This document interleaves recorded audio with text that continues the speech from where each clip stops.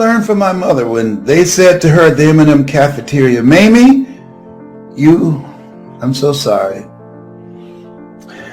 You can't do this work anymore. Being on your feet all day long. I know you're giving it your best effort. But Mr. Morrison, who loved Mama very much, it's just too much for you now. And he gave her a check, gave her a bonus, and just said, I'm going to have to replace you. And I learned something from my mother when she came home. She was ironing, and she sang to herself. My mother used to sing in nightclubs, but this one song when she was ironing and preparing us for school the next day was one of her favorite songs.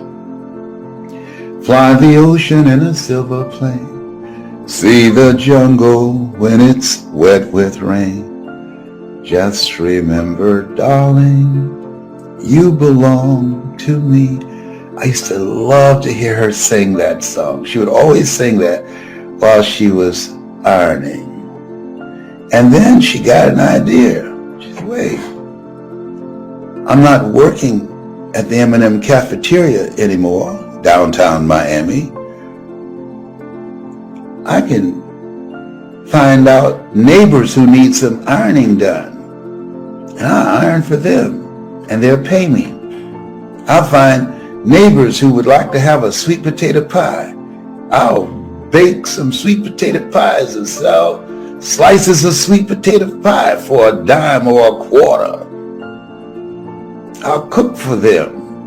And so what I learned from Mama, she didn't miss a beat. When you got a goal, when things happen, when there are interruptions, when life has been snatched out from under you, don't miss a beat. Find a way to restart your life. Find a way to do something else. See, one of the things that allowed me to become successful as a speaker, people ask me all the time, and sometimes I would vary how I respond. How did you get here? How did you overcome the odds? What did you have to do? You know, one of the things I did, and I want you to keep this in mind, be stubborn about your goals, but flexible about your approach. I had people with PhDs and MBAs, and we would walk around this big park in Detroit, talking to each other about our goals and dreams, and something happened. I looked at them because of their credentials, because of their education, because of their college training and corporate experience. And you know something? They quit. You know why? They knew more than me. So sometimes you have to be intelligently ignorant. Based upon the approach that we were using, we failed at making a breakthrough. So they gave themselves a limited time, looking for a sign. If you want to create something, is there something that you want to do? You got to give it some time. A watch pot never boils. You got to give it some time. You've got to be willing to put in the work, and if, particularly in multi-level marketing, you don't want to raise your hand and look to see how well you're doing for a minimum of 2 years. When a home is being built or a building, they spend a lot of time on just the foundation. And so they stopped showing up for our walk. And pretty soon, I found myself walking by myself. Let me share something with you. When you have goals and dreams and you're going in a certain direction, that it's lonely at the top. You're going to find yourself in certain situations by yourself. I can tell you this. They stopped coming out to walk with me, and they went back looking for a job. That was not me. That was not an option for me. That's a non-negotiable. No! I'm going to speak. I'm going to find a way. So you have to be stubborn about your goals and flexible about your approach. And so when it didn't happen as soon as they wanted it to happen, they stopped. I kept going. And that's what you've got to do. Don't stop. Keep going. That's what my mother did. She lost a job at the M&M cafeteria. She couldn't stand on her feet all day long, every day, because of arthritis in her ankles and in her knees. And so she didn't miss a beat. She started ironing and washing our neighbors' clothes and baking sweet potato pies and cooking for some of them. Don't stop. Stay busy. How did you know, Mamie, you can raise 7 children by yourself? I just believed the Lord will make a way somehow. And I'm saying to you, if you keep going, if you keep looking for a way, where there's a will, there's a way. If you keep moving, if you keep falling forward, if you keep getting back up, something's going to happen. Bob Marley said something I like. He said, you never know how strong you are until being strong is all you have.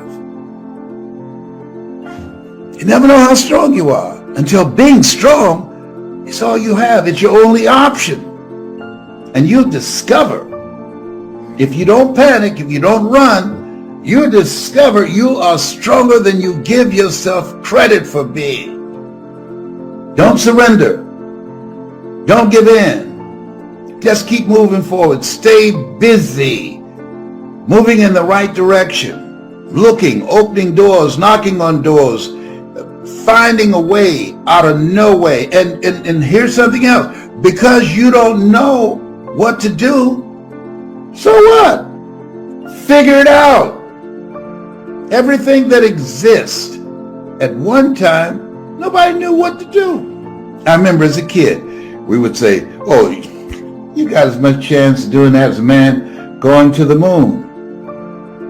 To illustrate the impossibility of that. We don't say that now. Somebody figured it out.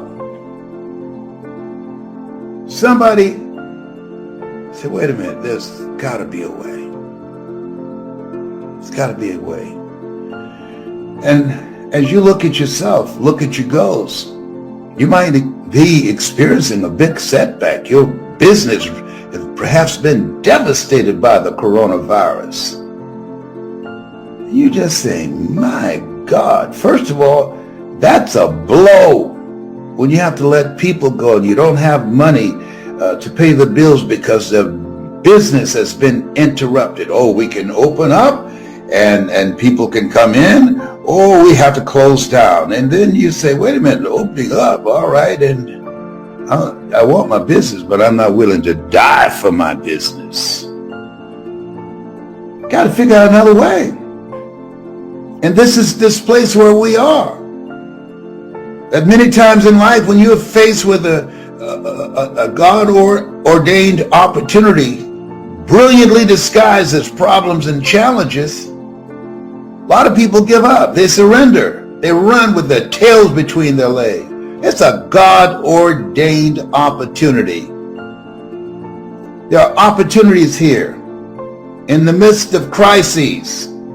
3 types of people going to come out of this: millionaires, billionaires, and witnesses, people who stood around and watched. You have something special. You have greatness in you. And whatever, no test, no testimony, whatever is in front of you, you have the power to handle it. But I don't know what to do. Okay, got that. You don't know what to do. Figure it out. You don't have to know what to do. Walk by faith and not by sight. Figure it out. Everything that exists, somebody was willing to put in the energy and the time to figure it out. Everybody. When John F. Kennedy in 1961 called his cabinet, and they came in a room and they were going to decide, how can we beat the Russians to the moon? Werner von Braun, one of the most brilliant German scientists of that time, he looked at Werner. What can we do to beat the Russians to the moon? And Werner said 5 things.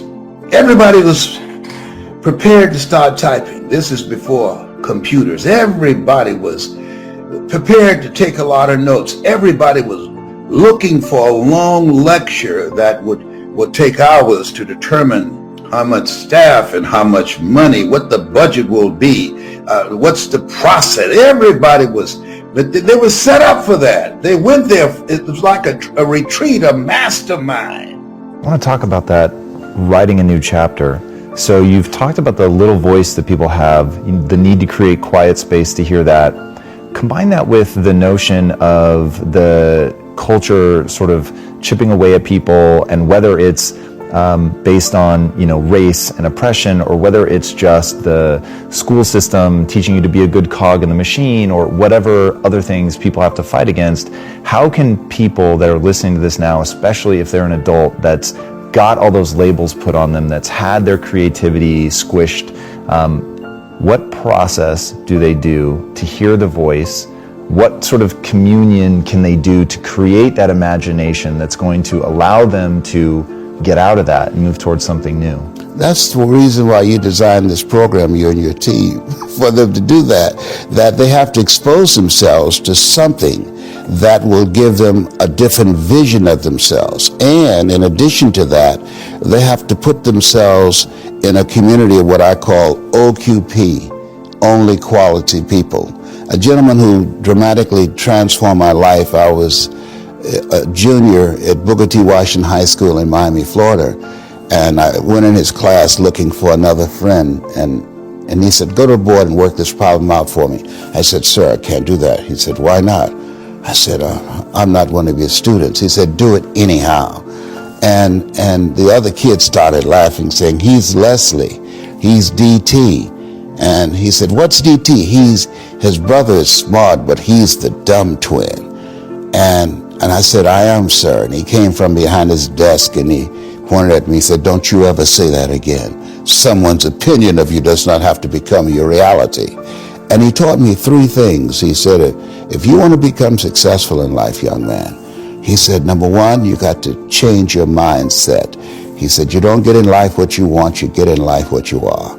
Number 2, practice OQP, only quality people.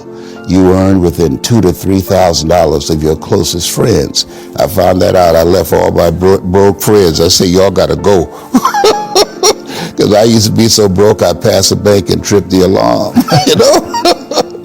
And the 3rd thing he said, develop your communication skills, because once you open your mouth, you tell the world who you are. He said, those are 3 major things that you want to work on that will liberate you from living in Liberty City, living in poverty in Overtown.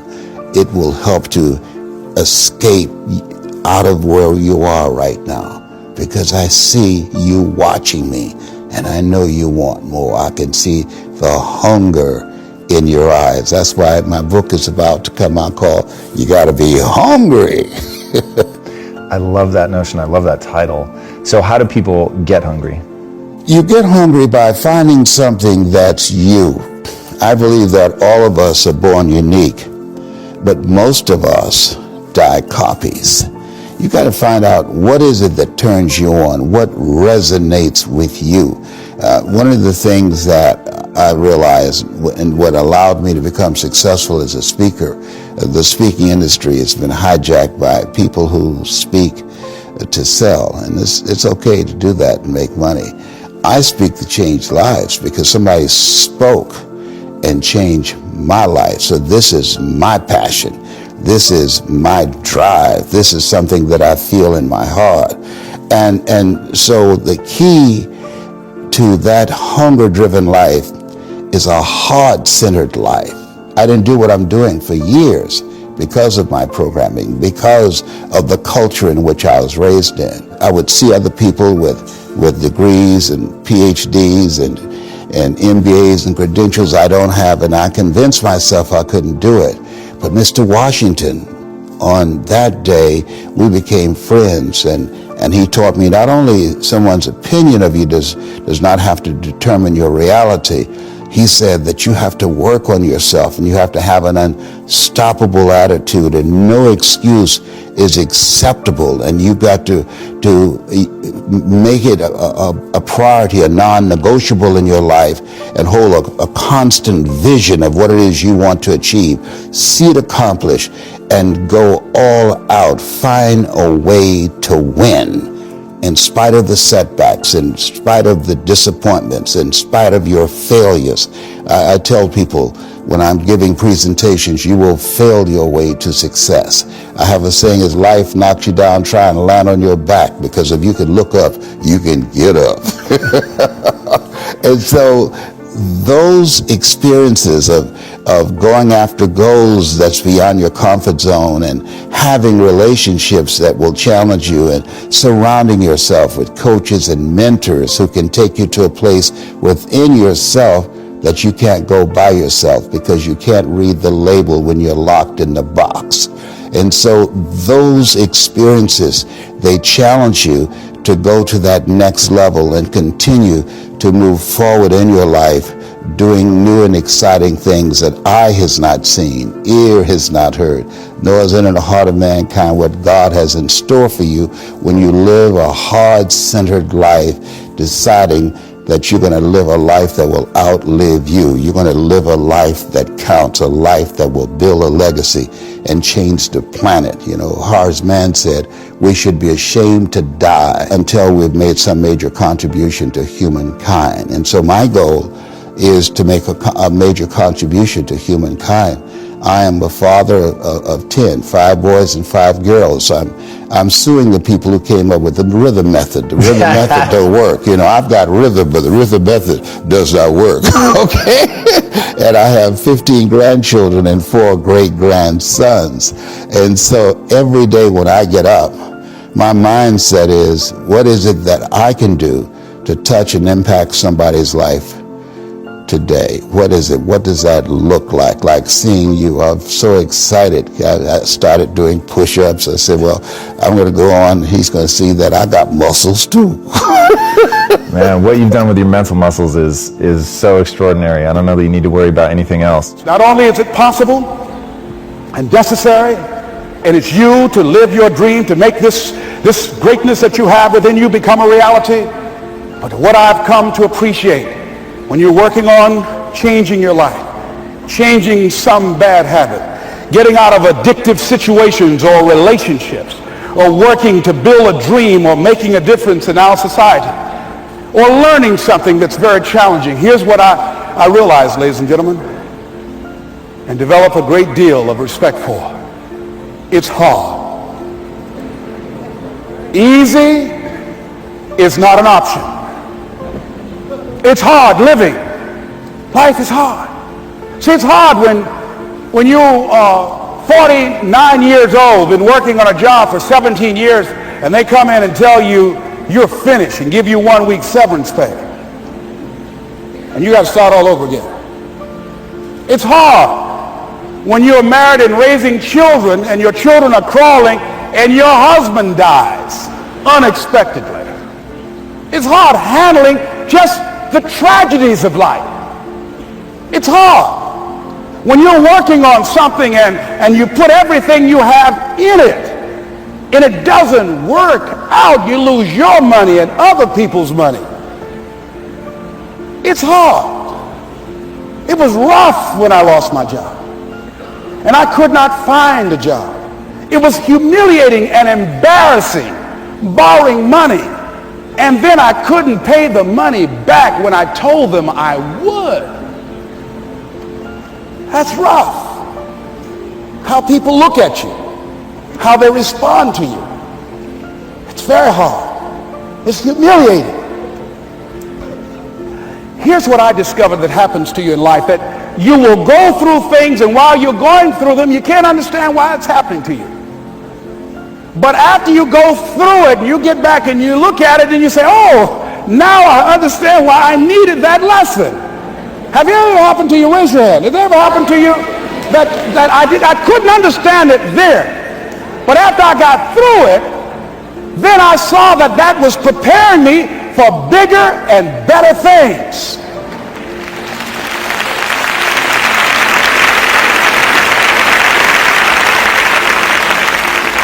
That as you go through the challenges of life and you look at it and embrace whatever comes to you, don't run from it. Step toward it. Don't try and duck it like most people do. See, most people want it easy. See, easy come, easy what? Easy go. See, but when you go at what you're going to deal with and you deal with the difficulties of it, when you handle those hard things close at hand, making those hard decisions right now that you don't want to make, learning those things that you don't like to do, but you know that in order for you to get where you want to go, this is one of the hoops that you have to flip through. And I'm saying to you, whatever you got to do it, because if you don't, life is going to whoop you until you surrender and say, okay, all right, I cooperate, okay, I learned, okay. They had to wear me out a long time. So if it's hard, then do it hard. Now, how do you hang in there during the hard, difficult times? Les, you must have faith. You've got to believe in yourself. You've got to believe in your abilities. You've got to believe in your service, your company, your ideas, unquestionably. You've got to have faith, and that faith gives you patience. That it's not going to happen as quickly as you want it to happen. A lot of things are going to happen that will catch you off guard. And so therefore you've got to deal with and handle it as it comes. And not only that, but that faith and patience drives you into action. You've got to keep moving and keep plugging away. I can see people coming out talking to a guy out there watering and fertilizing the ground that's not showing anything. Hey, what you doing? You've been out here a long time, man. And the conversation in the neighborhood is, you growing a Chinese bamboo tree, is that right? Yeah, that's right. Well, even Ray Charles and Stevie Wonder can see ain't nothing showing. You know that's how people are going to do you? So how long have you been working on this? How long have you been working on your dreams? And you have nothing to show. This is all you got to show. People are going to do that to you. And some people, ladies and gentlemen, they stop. Because they don't see instant results. It doesn't happen quickly. They stop. Oh, no. You got to keep on watering your dream. And when it began to happen, they stopped laughing. They said, look. Whoa, look here. Look how, hey, man, you know, I know you can do it. Look, you got a job here?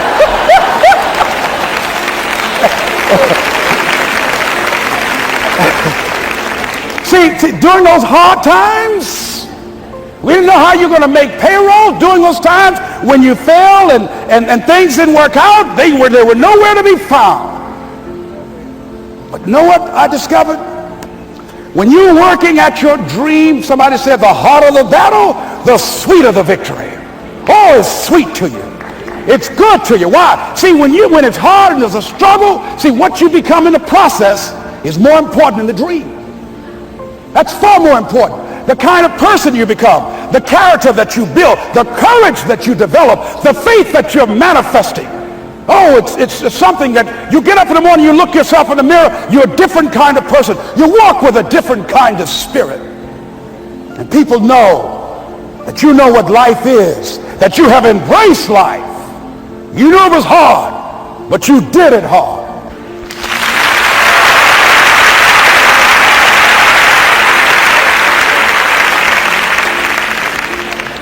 Now that takes us to the next level. If it's hard, why do people do it? You ask people who do things, why do they go it? People who climb mountains just For the sake of it. Nobody paying him to do it. Just do it. Somebody said, I'm going to run around the world. He said, why would somebody want to do that? I'm going to swim the Atlantic Channel. Why? Why do people do that? I wondered, why would a Nelson Mandela give up 26 years of his life? Why do people do that? Here's what I discovered in high school. High school, I decided I wanted to go out for football. Never forget this. And I discovered why people do things. You know why, ladies and gentlemen? Even though it's hard, it's worth it.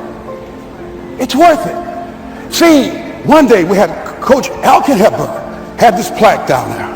And this wood on the floor, on the ground. He said, Brown, come over here. I had my suit on. I said, yes, sir. He said, I'm going to have old Larry Littles down there. Old big Larry. Yes, sir. Big, fat, sorry Larry. Yes, sir.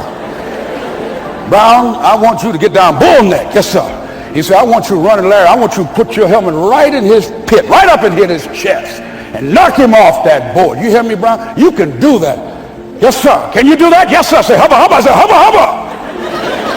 He said, Brown, I want you to knock him off. You're going to make the team. I know you can get him, all right? Look at him. How sorry he is. Knees knocking and everything.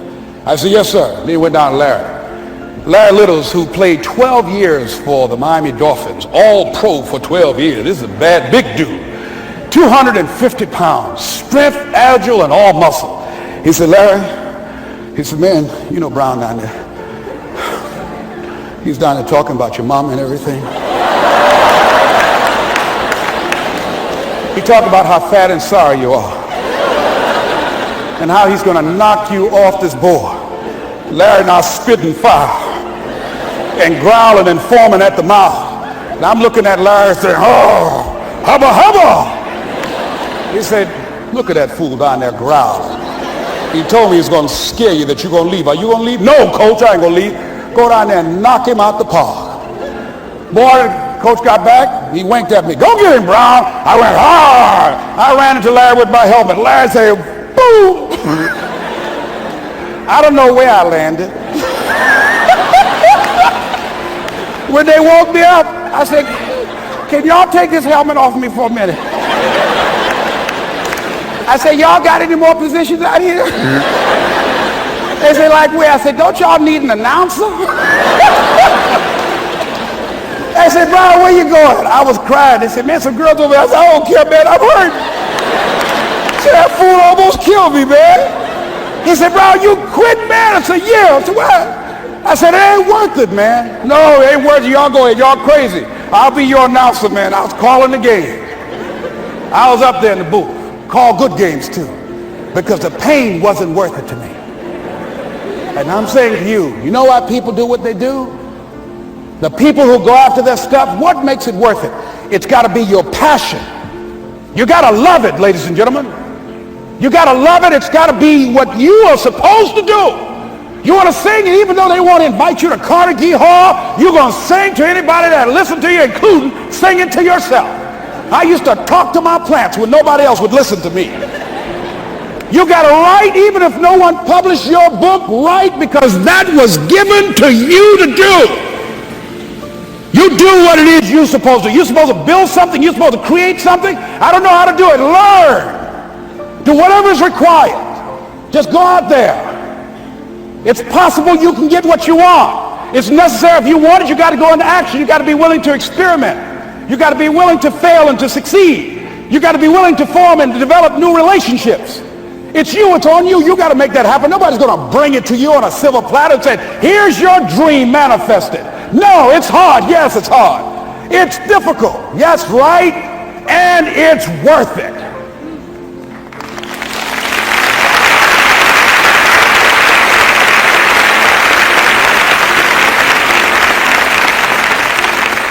People ask, hey man, you know these kids, man, it's rough dealing with them. That's right.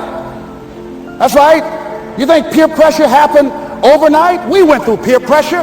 I remember as a kid, some guys said, hey Les, me and another fellow named Willie Lower, we were going home. Hey man, we're going down to Gould's, man, and knock off a grocery store. I said, look here, I don't want no part of that. I'll see y'all later. Say, y'all chicken. I said, that's all right, you say whatever you want. Low star. I'm not chicken, man. Don't call me chicken. Then why don't you come? We didn't even ask you to come into place, man. All you do is just drive the car, that's all. I don't know how to drive that good. Well, we're trying to get Les to come. He's chicken. Hey, I'm not driving nothing, all right? Willie, don't care about what they say, man. Leave him alone. You want to go do it? You find somebody else to drive, or you drive yourself. Come on, Willie, man. Pull him, he stop. I ain't chicken. All I got to do is drive? Yeah. I said, Willie, that sounds simple, man. Don't go, man. He went. And the next day we read the newspaper where when they robbed the store, when they came out running to a car, the merchant, the man who owned the store, came out just shooting wildly, and he hit the driver in the head. So peer pressure didn't just start in the 90s or the 80s. It's difficult, it is challenging for kids right now. And it's going to take some easy, simple methods to help bring them out of this madness, this insanity? No. Is it hard? Yes. Let's look at what we've been doing. What has worked? What has not worked? Let's look at where we want to go. What is it that we want to produce? What is it that we want to create for our young people? And as we think about that, start experimenting with different methods and techniques to create and to produce that. And begin to believe that it's possible through our commitment, through our vision, through our determination, our relentlessness. Because of our belief, it's possible that we can reduce the teenage homicide rate, the teenage pregnancy rate, the dropout rate. That it's possible, looking at what kind of world are they going to be in. As we look at the global economy, that as we begin to use our collective will and genius and resources, it's possible that we can create an educational system that not only will test their minds with information and facts and figures, but will teach them how to think and be creative, and what does it mean to be a human being and to value human life, and how do you make relationships work? How do you bounce back from adversity? It's possible that we can give them a curriculum that will give their lives a sense of purpose and direction and meaning, and teach them how to begin to know and operate on a higher level of being, where they become assets to our society rather than liabilities. What if we leave here with that kind of consciousness that it's possible, as opposed to saying we have to write this generation off, that it's possible that we were born for such a time as this and that, that maybe someone here has the idea or the method or some plan of action or an approach that can resolve many of the problems that we're facing with young people today. Whatever we have to do to save our children, it's worth it.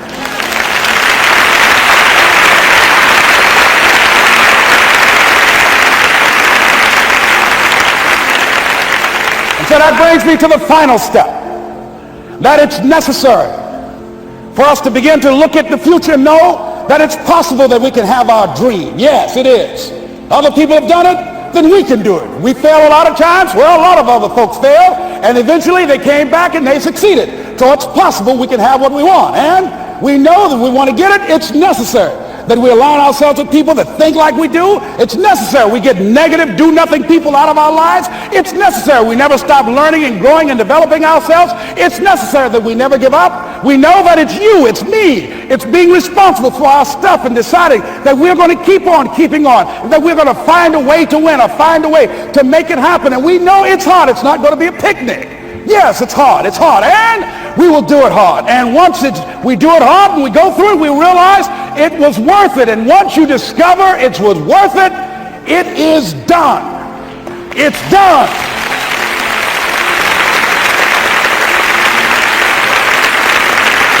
It's done, ladies and gentlemen, before it happens. Well, here's what I'm suggesting to you.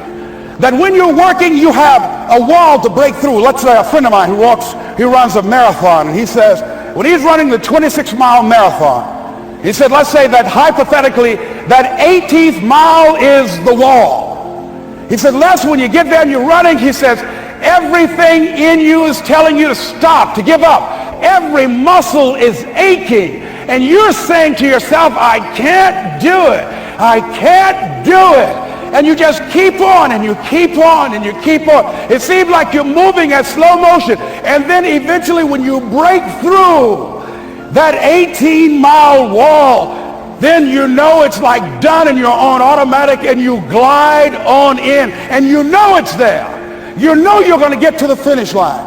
And we've all had experiences where we were working on something, and we knew it was possible. And we did those things that were necessary to bring it into reality. We took the responsibility to make it happen. Other people couldn't see it. A lot of people didn't believe it. You were attacked. You were criticized. People were opposing you, but you kept on doing it. It was hard. It was rough. It was difficult. But to you, it was worth it. And eventually you got to a level you know, can nothing stop me now. I'm on the move. I'm on the move.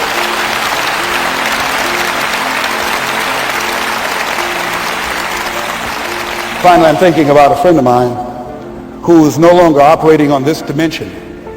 His name was Jack Boland. He had this vision of a church that would serve various types of needs for people, their supportive needs, and helping them in recovery from drugs and alcohol and whatever addictions that they might be involved in. And he was known for bringing in different kinds of speakers. And over a year ago, he was diagnosed as having cancer, and he announced to his congregation that he's going to be taking chemotherapy, and that it was a possibility that the cancer would go in remission, and he was optimistic about that. And sure enough, it did for a year. And one of the things Jack always talked about is that he wanted to have his funeral while he lived. And so he invited a few friends, Wayne Dyer and myself and a few other speakers. He didn't tell us why we were there, but once we gathered there in the church, they told us in the room that Jack is going to announce to the congregation, he's bringing his doctor up. The doctor is going to say that we felt we could keep it in remission. It's out of remission, and he doesn't have much time left. And whatever words you want to say to Jack that you would say if he had made his transition, speak those words now. Well, we were shocked and we were somewhat stunned until Jack got there. They brought him in a wheelchair, and boy, was he courageous, and he had a strong smile, and they helped him up the steps, and he sat behind the podium.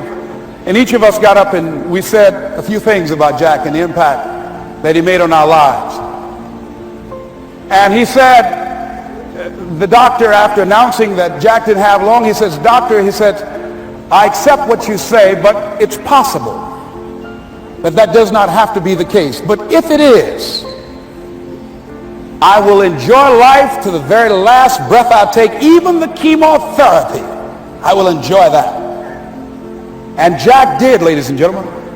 And when they said that all of his vital organs were failing, they called his family and his close church staff to the hospital and said, "He's dying." And so they came and they all gathered in the room. And Jack at that time was unconscious. And he gained consciousness, and he looked at them and he said, with what strength he had, he said, "I want to thank you all for being here. You've been a great staff to me." He looked at his sons, his daughter. He said, "You've been a great family." He said, "Don't feel sorry for me." He said, I'm ready to go. I'm looking forward to the next adventure." And he sat there for a little while, laid there, and he closed his eyes, and he lost consciousness. About an hour and a half later, he opened his eyes, and he looked at them. He said, "This is embarrassing. I'm not dead yet." They were laughing through their tears. They said, "Jack, you are a character." He said, "Hey, I hate giving up this kind of control." So they predicted that Jack would die at the end of February. And then on the 2nd, they said, he won't see the light of day. He will be dead by morning. Ladies and gentlemen, Jack died on March 4th. And we believe that even in his dying, Jack sent his congregation a message that I want to give to you with his permission. March 4th is the day he died, and we believe Jack was saying, "March 4th."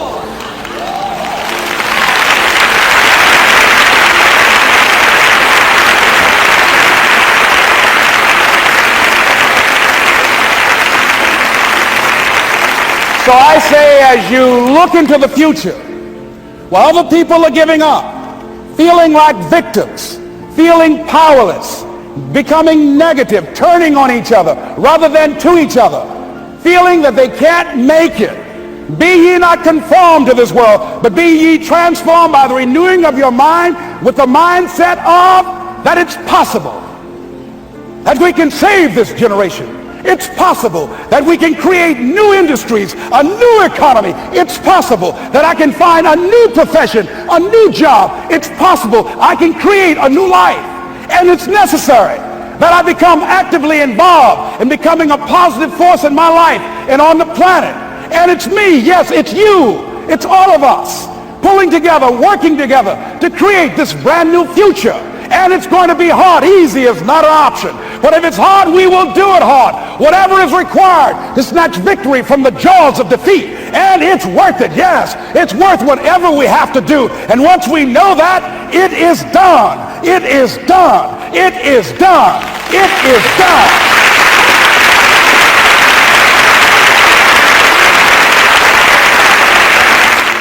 The next thing that is important is that expect things to get better for you, because they are. See, life is cyclic. You're not, whatever experience you're having right now, it has not come to stay. It has come to pass. Not to stay, just to pass. It's just going through. The biggest challenge is to know what's happening. This is a part of this thing we call life. This too shall pass. And maintaining perspective, putting it in perspective. I was doing a training at a college, and it was a 2-day training during orientation. And in the training that I provide, I'm a motivational speaker, but I conduct processes in personal dynamics where people begin to go through changes that stimulate the right and left hemisphere of the brain, enable them to see themselves differently. I conducted this particular simulation with these young kids, 17 and 18 years of age, so that they would begin to see how they make decisions, or how they would survive in this particular simulation process we gave them. We had them to do it individually and then collectively. Over 30% of them wrote down as their first option, in order to survive, they would commit suicide. First thing they wrote down. Suicide among young people has increased 300%. Over 5,000 will successfully take their lives this year. Why? Why did they do that? I said, I was so shocked. I said, what do you mean? Well, at least we would not suffer. And then they had the nerve to write down all of the other things they were going to do after they committed suicide. I said, listen, Kadumbo. No, when you come up with a permanent solution for a temporary problem, that's it. Game's over. That's it. You're not going to do anything. Anybody wrote suicide at the top, you can put your pencil down.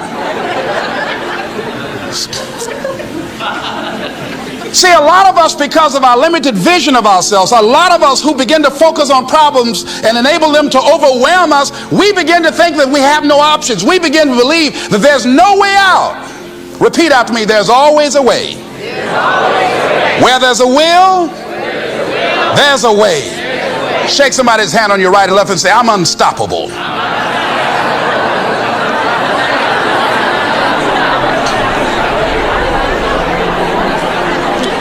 You've got to make those kind of declarations to yourself.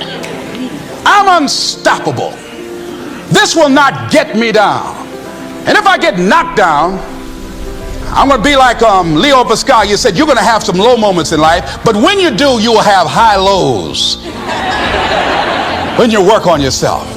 What are some of those things that you can do during this period of time? Go for walks. Do some things for you. Just go for a stroll so you can engage in some reflective thinking on life, on yourself, looking and enjoying the universe, smelling the roses along the way.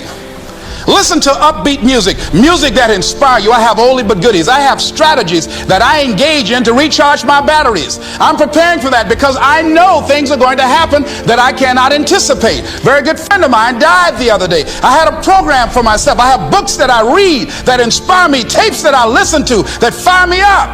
Because you're going to have sometimes low moments when you won't want to get out of bed. You just want to stay there. At times you won't want to come out the house. At times you'll be feeling bad and don't know why. What's wrong? I don't know. Just leave me alone. Why did that happen? I don't know. It's called life.